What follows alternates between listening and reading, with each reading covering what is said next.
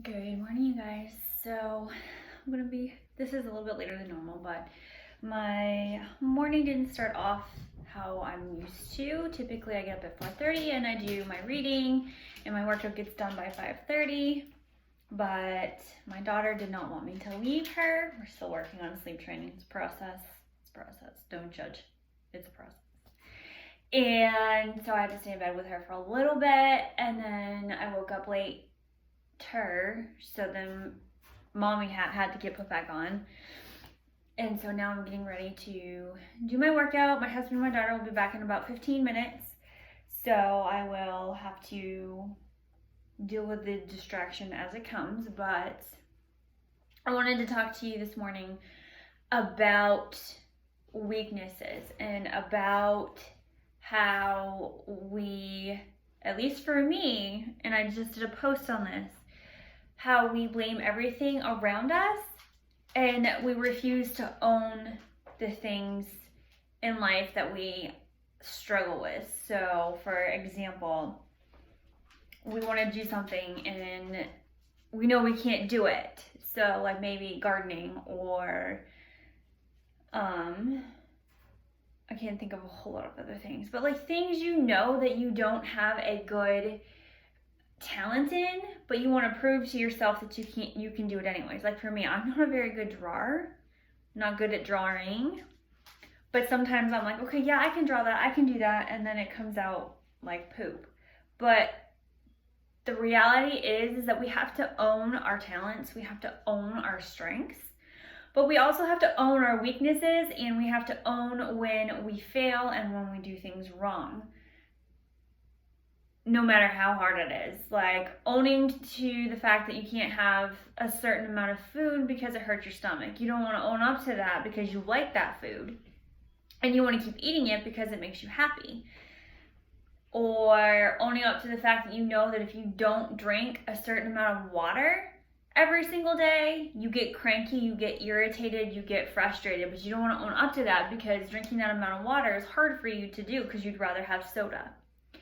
Or the fact that you didn't get a workout done because your kids were being cranky, that they were making messes, that your dog got out, that your husband didn't clean up a mess that he didn't even know you wanted him to clean up. Like you come up with all of these scenarios to excuse yourself from the reality that you don't want to stop eating those things, you don't want to drink the water, you don't want to work out, and you didn't give your husband the idea that you wanted help in the first place.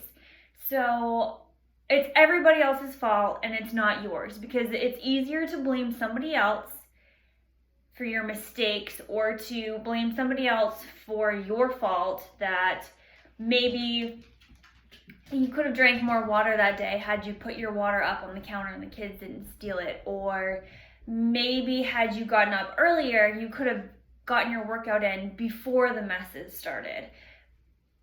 Owning those things is going to be huge for you, and so isn't going to be planning and prepping and preparing for things. That prepare for the fact that you may want to have a treat at night, so you don't eat all of your carbs in the morning.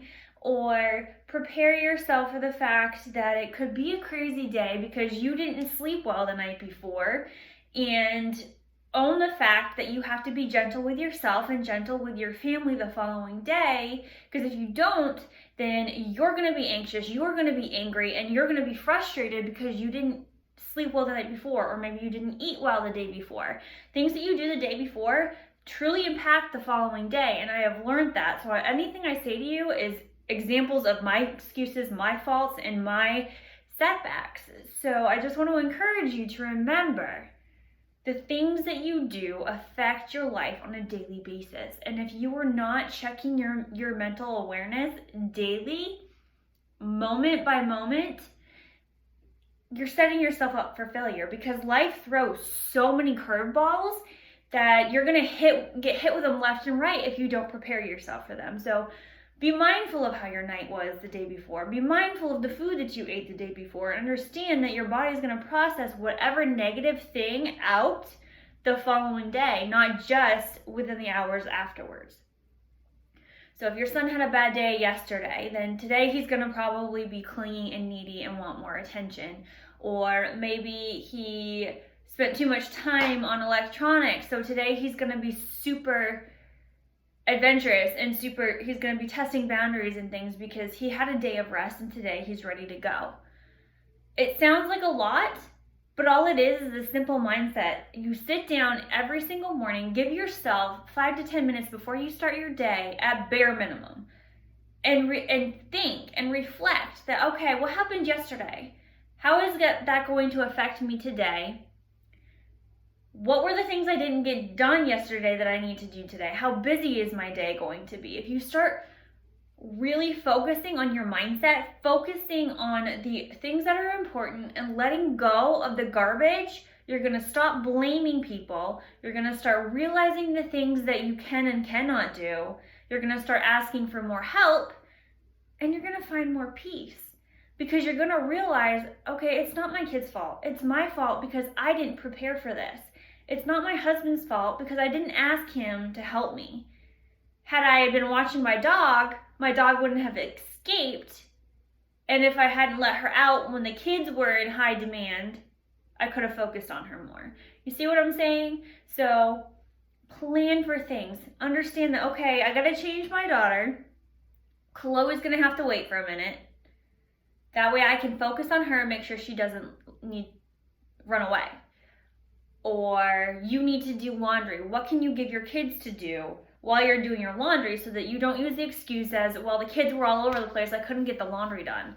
Or if you're trying to work out and life happens and you couldn't get up in the morning, when is the best time for you to get that workout done where there's less distractions for you? Is it going to be nap time? Are you going to have to rearrange your chores and do your chores at night? Or are you going to let your kids help you with chores? Like, you have to think ahead, you have to plan ahead. And when you do that, it prevents you from getting upset and getting angry and getting frustrated. And you have to understand that life happens. Curveballs are going to come out of nowhere. And you have to accept the fact that, oh, well, I wasn't prepared for that today, so I just have to see what I can do within this moment to make the best of it. And owning the fact that sometimes there's just going to be moments where you're weak, where you cannot handle everything in a day, where you cannot finish your to-do list every day. And instead of throwing in the towel and throwing a huge fit, because girl, trust me, you know you throw that fit. You know you get angry when that to-do list isn't done. You know you get angry when the house falls apart all around you, when all you want it to do is to be clean. But you also know that if you don't invest in yourself, if you don't plan ahead, if you don't prepare your food, if you don't keep your water where you can reach it and see it, if you don't do those things, you're gonna fail and you're gonna fall. And then it becomes somebody else's fault, it becomes somebody else's reason, and it's an excuse for you to extend it, to push it away from yourself so that you don't have to own your failure, so that you don't have to own that you screwed up, so that you don't have to own anything that makes you uncomfortable. It all plays a part of it. Your comfort, your mentality to change, your adapting to life around you, all comes from your willingness to be uncomfortable, from your willingness to push yourself out of your comfort zone, to get yourself out of that negative headspace, to get yourself out of that anxiety. You're the only one that can hold the key to your happiness. You're the only one that can control how you handle things. Without God, nothing is possible. And I know that for myself. Maybe you don't know that. Maybe you haven't experimented with God yet.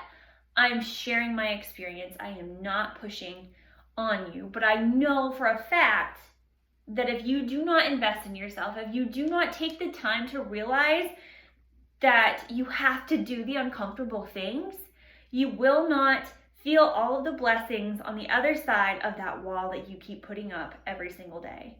So take time today, realize your faults, realize your failures, own them, and allow them to fuel you to live your best life.